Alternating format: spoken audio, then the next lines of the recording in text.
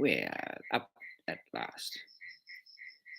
Having a little bit of trouble getting it to play the game. Now it's playing the game. So it looks like we're up. We're happening. Looks like I have a chat. Can you type something in yet as well? Yeah. She's typing now. G'day, g'day. How you going? No questions. So we would like the chat to get busy. That's Zaya saying hello. We've got a couple of people watching. Say good day, and please throw a question because I've got no questions coming. So even if you're asking, did you have a haircut? That'll work because yes, I did. A couple of hours ago, I had a haircut. Now they can't ask it anymore, honey. So yeah, we would have liked to have one last week, but that didn't work out. But we've got one now. Yeah, as I said, no questions on the thing. So we need to have a bit of a topic of ramble. And I'll have to think about what we've done this week. The property, what's happening for me on the property is observation mode. We're after equinox, and so what is everything doing? We've had, obviously we had the big weather event before. So what are we doing? What is everything doing? How's the biology performing? I was having a chat last night. Went to Permaculture Noosa meeting last night, and I was having a chat with a woman there. She lives a little bit north of us by 10-minute drive, I guess. And just saying the ground's really hard, and that's occurred here as well. So it's dried out. We had 40 mil probably 10 days or so ago, and the ground's really hard. And I've noticed this after big weather events before, and I'll clarify on that big weather event statement. The big weather event went for about 3 weeks. We had rain. We had water running for 3 weeks because the swales were getting the water into the ground, and then it was coming back out of the ground. And we kept getting rain. I don't have the chart with me at the moment, the rainfall chart. At about 2 weeks, when you walked around the property, particularly near the chook pens, the top could even be up to 50 mil, just seemed to ooze. So if you're in bare feet, which we were a bit, it'd just, your feet would just have all this ooze come up. So it's really soft, and I call it like the fat comes out of the ground. Now I was wondering about that, and I haven't done research on that. It's just a speculation of mine. And I've noticed it before. And I think maybe the ecology's drowned in there, so it doesn't have. It's not living anymore, so it can't hold it. So if the first 7 or 8 days, it doesn't seem to do it, and there's water everywhere. But maybe the ecology has drowned. I don't know on that. I'm just a speculation. And then all the good stuff, it must be all the gels and all the components that make up the soil life, which makes your soil crumbles and all that. So the waxes and the gels, I think they must collapse, and all the fat, wrong word, but it just feels that way, comes to the top, and then oozes away if there's not enough grass and stuff there. There was a section just out between here and the Biodigester, and the water was just continued running there because of we sort of have a little bit of a spring effect happens for a few days or 10 days or more when we have a big weather event, big rainfall event. And so that's oozed from further up of the property. It's just oozed out, and that's actually, if you in the swale a bit further down, it's actually accumulated there. There's a spot behind a fence which is sort of on contourish, and the water sits there. All that material stays because it sort of filters out and stays there. So we actually got probably 2 cubic meters of this material sitting there. So if you've got a swale, you can harvest it. Otherwise, it's just going to keep going down and off the property, entropy. And then, so the soil where that came from goes really, really hard.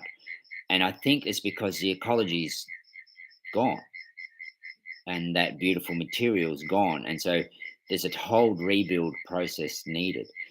The grasses have slowed down. Okay, they're going to move into seed phase, which a few of them have done, depending on the rotation of the stock. But they've slowed down because I think the ecology is missing in the soil, because with that rain every day for those several weeks, I think everything's drowned. I think in the soil, and it's so that's how long will that have been? How long will that affect? Is what I'm sort of observing at this stage. Everything's fine, it's okay, but I think it's a big setback, and that's disappointing. We have a positive, like the dam's got a fair bit of water in it. It is leaking a little bit, but it's still got a lot of water in it, and which is great. It's more water. It's holding more water than it's ever held before. So it's going down a lot slower. That's really good. That's a positive. We got subsoil moisture because swales and all that rain. So there's moisture down deep, but the crust is gone quite hard. So it should rebuild, because everything that we're doing is positive. It's regenerative, everything that we're doing. But I think there's this effect because it was wet for so long, and that fat came out of the soil. And I've noticed this is probably the third event we've had like this, maybe the fourth, but I'd say more likely the third event. Definitely the two. Cyclone Debbie didn't really do it, because Cyclone Debbie actually rained for several days and then stopped, and so it didn't do it at that event. So it's and it's just an observation I'm making, and an assessment. And when I get to some soil people, I might have a conversation about that to see what they say. And I don't know there's anything much you can do about it. I think for that continual rain for that long period of time in our climate. Other climates, I remember hearing there's a PRI in Indonesia, I think it is, one of the Asian countries there, and when they were complaining, they were having a drought because they didn't have rain for 14 days. So that climate and ecology obviously would be suited for being wet very often and a lot, and so our ecology is not, because we're probably a lot more wet dry, and we can go 4 or 5 months without rain. Not common here. 3 months, even 2 months, we could go to get a sprinkle in 2 months. So that's why I live here, because I like that. I don't think I would like it to be wet. And considering 14 days of drought, I don't think I'd like to be in that climate. That's quite wet. Anyhow, that's something that's been going through my mind this week, because the top has gone quite hard. I'm still doing a bit of rectification of soil and gravel movement. I haven't got on top of all that yet, because there's obviously other things to do, bananas to harvest and things like that. So we have our weekly tasks and programs that we have to attend to. So I haven't got into doing all that. I'm ready to get up into that swale. I still haven't done that. I was been keen to get the excavator going. Might get it going in the next 2 days. However, we have some rain forecast. I don't think it's very much, but where I need to go, I actually need to be very dry on the surface, because it's going to be quite steep. I remember having trouble getting out of that position last time I was in there. So I need it to be quite dry. And if I get any rain, I won't be able to get the excavator back out.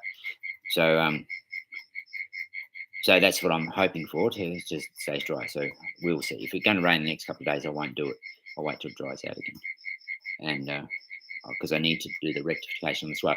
I haven't been too enthusiastic of doing major repairs on all the gravel movement from the heavy rain, because if we get a cyclone, because the dam's full, and we have a big burst of rain again, the swale's just going to breach again. I have done a little bit of a band-aid rectification up there, but it'll still breach and wash away the gravel again. So wasted energy. I'd rather be doing other positive things. So what other positive things? So I was harvesting bananas today, and looking at the suckers. I have quite a lot of suckers to move. Might have another option to use those suckers somewhere else. So I'm just hanging off on them. The banana production is really good, but I don't think I mentioned the other week that we had a lightning strike in the bananas, a row of bananas on a swale mound. Been there quite. And we had a lightning strike. I didn't know it was a lightning strike until probably 2 weeks later. I put some 2 and 2 together. Eventually, I thought I had a disease issue, and that was freaking me out. So there was the row of bananas is a tight row of bananas. Nothing else in between, just bananas on the mound.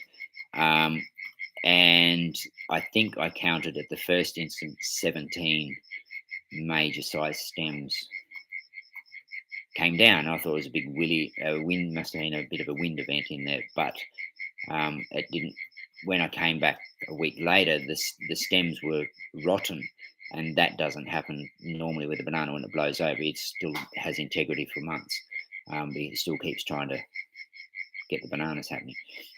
The roots are still there, but they'd gone rotten. They were limp, like limp spaghetti, and gone rotten. I didn't know what was going on.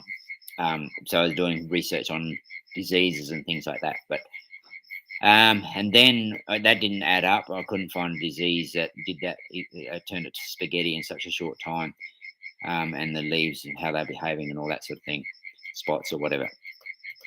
And then I put 2 and 2 together because we had a major thunderstorm.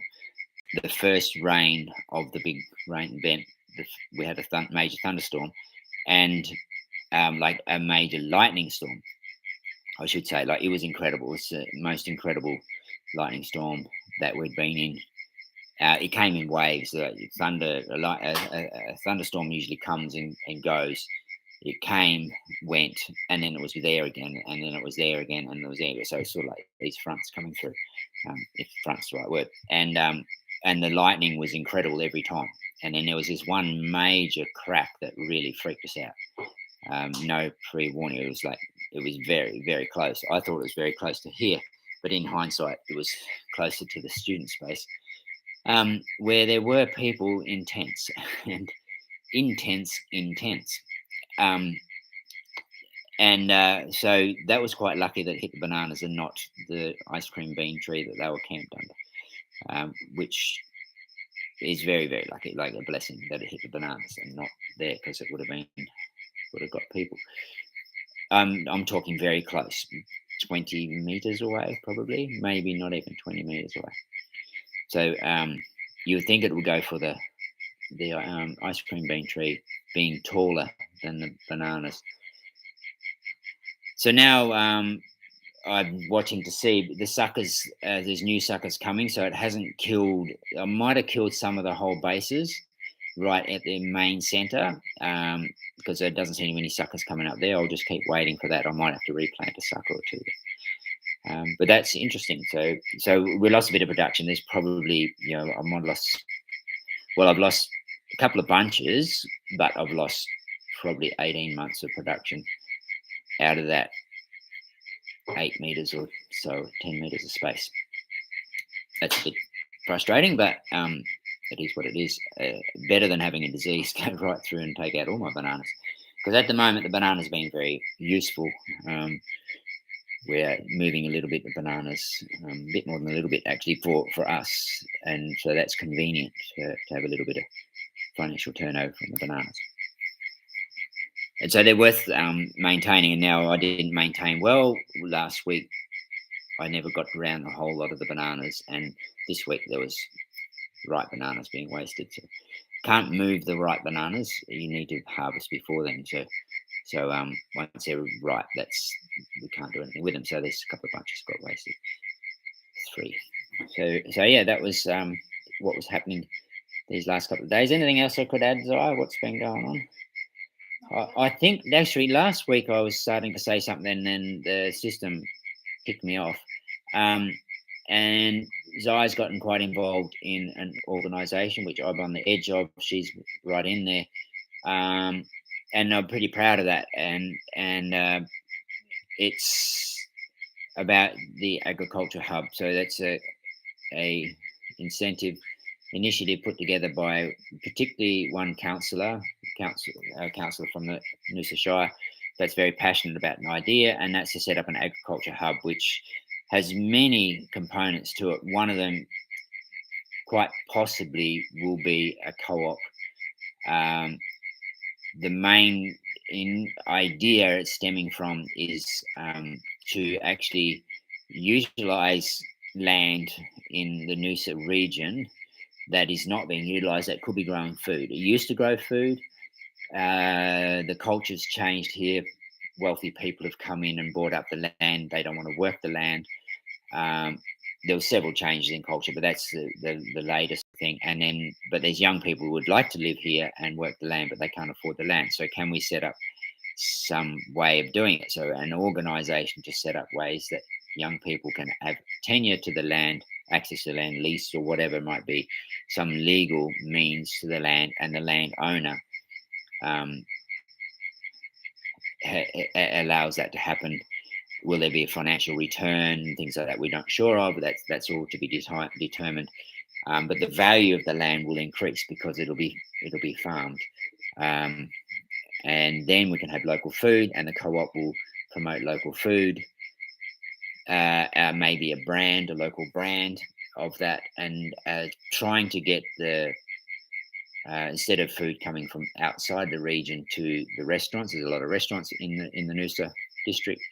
And people, of course, instead of food coming externally, can be done locally. Get a brand going, get a initiative to raise the awareness of the value of that. And so Zaya's quite involved in that, which is exciting. And it's something that we've sort of been endeavouring to move towards for a while. I know that I don't have the capacity to do that. It's an idea that I've had. It's not my thing to do that, but now this council has come up with this idea, which is very great, and it's also part of the Noosa biosphere, which is involved as well. So it's a pretty exciting time to be involved in that. And so yeah, we've just finished 3 community consultations, so we're just assessing the data that came out of that, and we're hoping to move forward in May with a symposium, which hopefully will direct us into the path that we need to take. It's basically, it is a community run and community, it's for the community and by the community. We're just hoping to help facilitate it.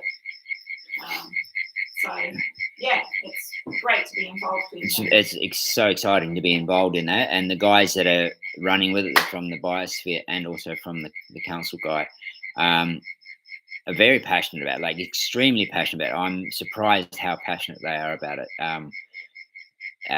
Yeah, it's really inspiring, and so it's actually showing a lot of permaculture principles in it, actually, because diversity is key for systems to function, and we got diverse groups that are very keen for this to go. So they've been approached, they're very excited about it, and so that diversity is coming into the interconnecting, the cross-pollination of different groups and organizations, and it's very encouraging, and we know it will get off the ground because there's good support behind it.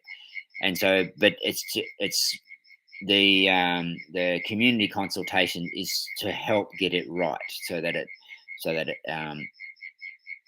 it has resilience and longevity and functions well, And so it needs to be the structure, the hidden structure, it needs to be done very, very, very well. And the biosphere organization has the ability to do the research and get that right. And so that's exciting. So these different organizations all doing their bit, which is going to benefit the whole Noosa community and region, economically, resilience wise, local food, and there's where this the basis of this has come from, and it's another group that we've been involved with as well, is to try and encourage more awareness of the value of the agricultural component of the Noosa Shire. The Noosa Shire is a little bit renowned for focusing on tourism. Yes, tourism brings in a lot of funds, but tourism is not resilient if there's an issue, certain issues. We have flooding event, that's the end of tourism. You have major weather events, that's the end of the tourism. You have like we've all experienced in the last 2 years, that shuts down tourism, and on that can go. So where's the resilience? You need the resilience in other, you need diversity of economies, and also you need local food, because as soon as there is a major situation, food, what do you call them? Not the stream, supply lines. Supply lines are very vulnerable to be broken, and that's occurred a lot of late. So we need that to be. We need the resilience against that, and then it can be a model, and extend on from there, which is we're great to be part of that.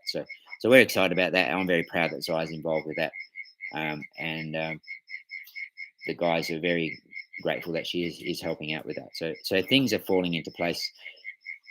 I've said for years personally to Zai that we really need a co-op. I don't know how to go about that, and this might be happening.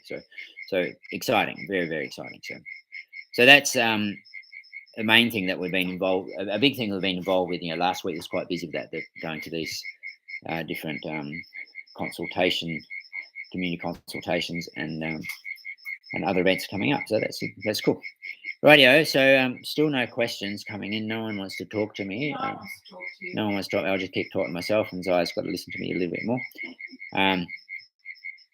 It's a shame, because looks like I like doing this, but anyhow, we'll continue doing that, and hopefully we'll get some questions in at some point.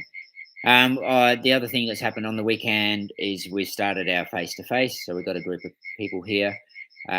We should say differently, the 5-weekend course. So the PDC over 5 weekends, face-to-face. So we had a few people here, and that went really, really well. Because we've made some changes on the property, I had to create a new classroom.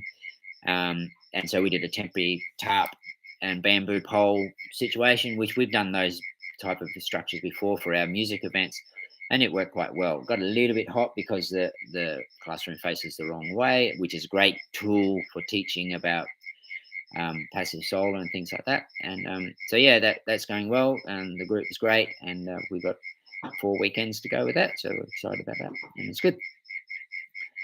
And yeah, the challenging thing is because I don't get a break, so somehow or other during the week I need to find a way of having a break. Okay, closed off. So thanks for listening. Hopefully you got something out of that. And if you're doing the course, best wishes of that. And if Garden of Whedon is there, I just remember that your email came through, so hopefully I'll respond to that pretty soon.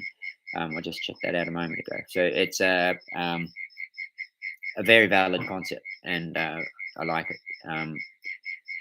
Obviously, there's variations of that, and I would say that I'll mention it in the email, but I'd say that Sepp Holtz has done something quite similar. Different climate, but yeah, something similar. So, okay, thank you. I'm going to shut down for now, and we'll talk again soon. Thank you.